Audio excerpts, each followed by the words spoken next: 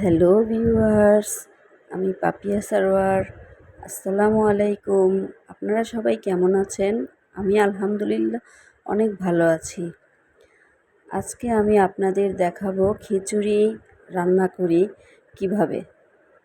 এই প্রথম খিচুড়ি রান্না করছি, কেমন হয় আপনারা সাথে থেকে দেখুন একটু।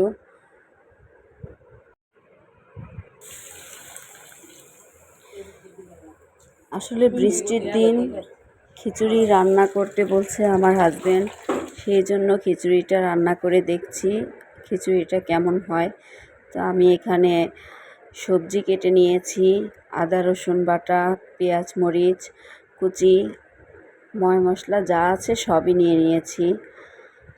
আর এখানে তো মুষলধারে বৃষ্টি হচ্ছে, যার কারণে খিচুড়িটা রান্না করে খেলে আরও ভালো লাগবে, সেই জন্য আমরা খিচুড়ি রান্না করতে যাচ্ছি। প্রথমে আমি একটা ডিশ বসিয়ে দিয়েছি, সেটাতে করে তেল দিয়ে নিচ্ছি। আর তেলের মধ্যে আমি পেঁয়াজ কুচি ছেড়ে দিচ্ছি। খিচুড়ি রান্না সচরাচর সবাই পারেন, তো আমি যেহেতু প্রথম রান্না করছি, তো আমার কাছে একটু আলাদা রকম লাগবে। তো আমি এখানে এলাচ, দারচিনি, তেজপাতা যা যা লাগে সব কিছুই দিয়ে নিচ্ছি। আদা রসুন বাটা আর একটু হলুদের গুঁড়ি দিয়ে নিব। খিচুড়ি খুব সহজ একটা রান্না, তো আমার কাছে আগে অনেক কঠিন লাগতো, এখন আলহামদুলিল্লাহ আমি খিচুড়ি রান্নাটা শিখে গেছি। তো আমি আজকে পাতলা খিচুড়ি যেটা সেটা রান্না করব, দেখি আমার পাতলা খিচুড়িটা হয় নাকি। আর আমি এখানে সব কিছু দিয়ে নিয়েছি, হলুদের গুঁড়ি, লবণ সব কিছু দিয়ে নিয়েছি।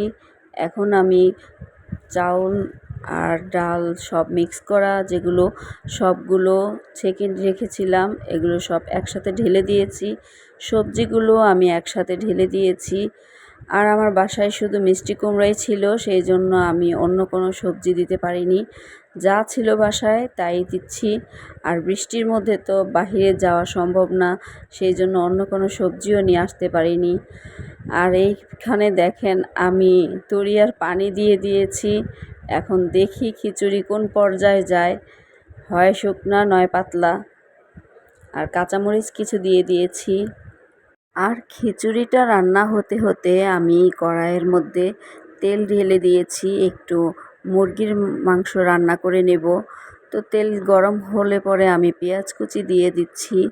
পেঁয়াজ কুচির মধ্যে একটু ভাজা ভাজা যখন পেঁয়াজ কুচিটা হবে, তখন আমি এর মধ্যে আদা রসুন বাটা, হলুদের গুঁড়ি, মরিচের গুঁড়ি যা যা লাগে সব কিছুই দিয়ে দিব। তো এটা আমি ভাজা ভাজা করে নিচ্ছি।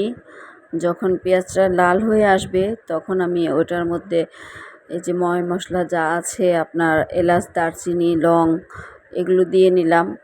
এখন আমি দিব হলুদের গুঁড়ো, আদা রসুন বাটাও দিয়ে নিয়েছি। তো হলুদের গুঁড়ো, মরিচের গুঁড়োগুলোও দিয়ে নিব এখন। তো আদা রসুনটা আগে কষিয়ে নিচ্ছি, কারণ এটার গন্ধটা থাকলে খারাপ দেখায়, সেই জন্য কিছুক্ষণ যদি কষিয়ে নেই তাহলে এটার গন্ধটা থাকে না আদা রসুনের। আর এই যে আমি মরিচের গুঁড়ি দিচ্ছি, হলুদের গুঁড়ি দিচ্ছি। আর মরিচের গুঁড়িটা একটু বেশি দিব, কারণ পাতলা খিচুড়ির সাথে একটু ঝাল ঝাল না হলে ভালো লাগে না, সেই জন্য মরিচের গুঁড়িটা একটু বেশি দিয়ে নিচ্ছি। আর অনেকেই হয়তো বলবেন যে খিচুড়ি রান্না করা খুব সহজ, এটা এর দেখানোর কি আছে। তো আমার কাছে খিচুড়ি রান্নাটা কঠিন মনে হচ্ছিল। তো যেহেতু বৃষ্টির দিন, সেহেতু আমি রান্না করছি, দেখি কেমন হয়। এই যে ঝোল দিয়ে দিলাম, পানি দিয়ে দিলাম।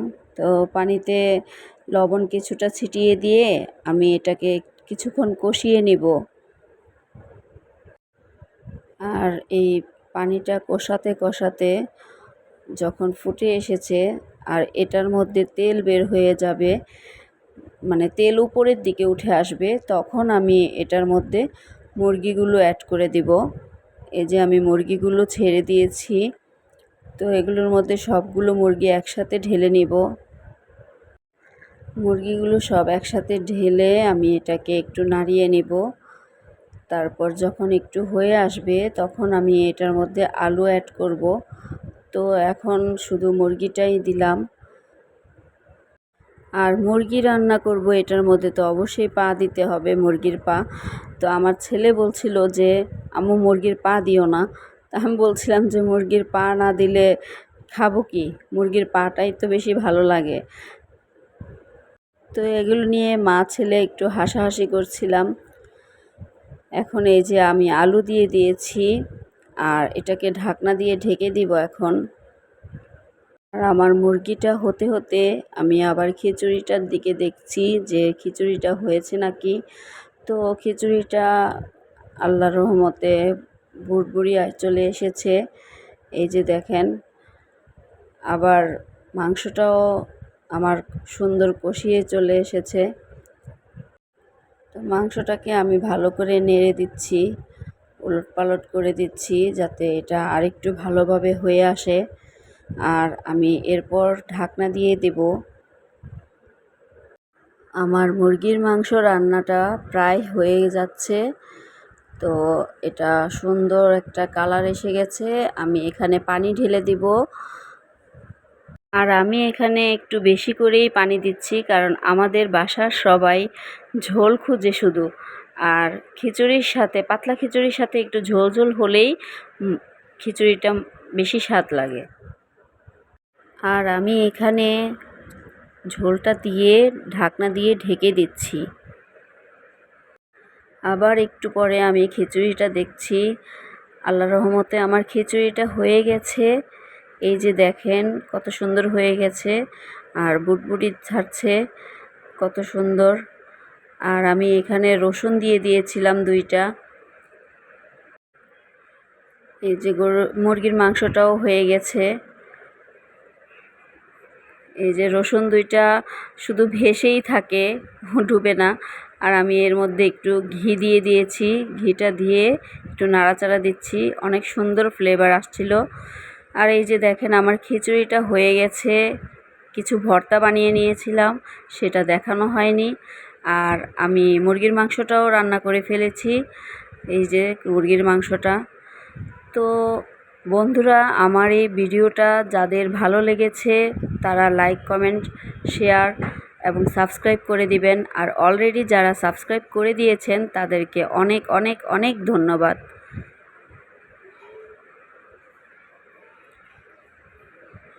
তো এই দৃশ্যটা কেমন লাগছে সবাই জানাবেন। আল্লাহ হাফেজ।